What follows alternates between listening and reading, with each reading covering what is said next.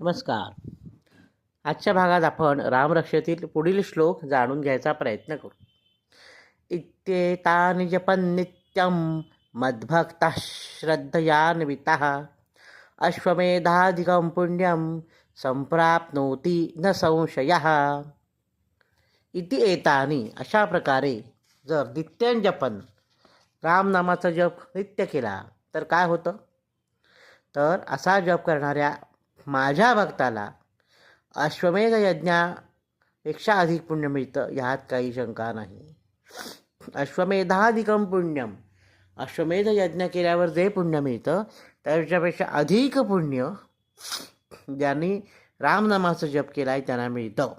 संप्राप्नोति मिळतं, न संशय. तिथे संशय घ्यायला जागा उरतच नाही.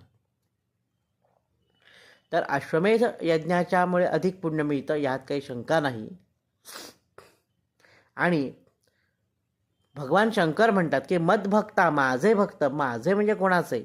तर भगवान शंकरांचे.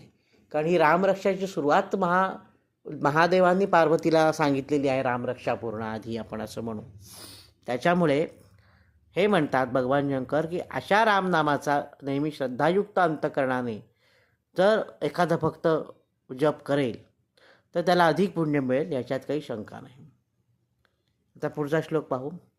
रामं दुर्वादलश्यामं पद्माक्षं पीतवाससं स्तुवन्ति नामभिर्दैर्वैर्न ते संसारिणो नरः. रामं, राम.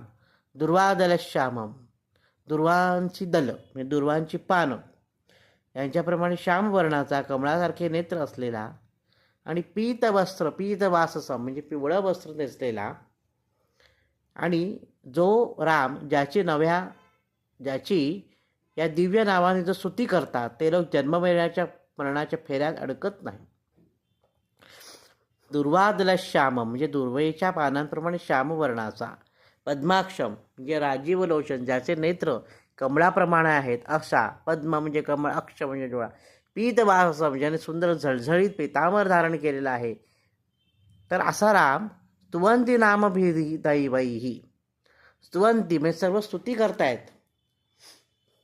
दिव्य नावांनी जे स्तुती करतात ते संसारी नर तारून जातात.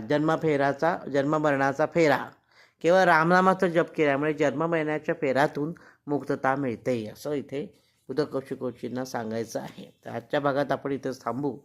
नवनवीन माहितीपूर्ण व्हिडिओ पाहण्यासाठी, ऐकण्यासाठी वैभव दातार ऑफिशियल हा माझा यूट्यूब चॅनल जरूर सबस्क्राईब करा. धन्यवाद. जय श्रीराम.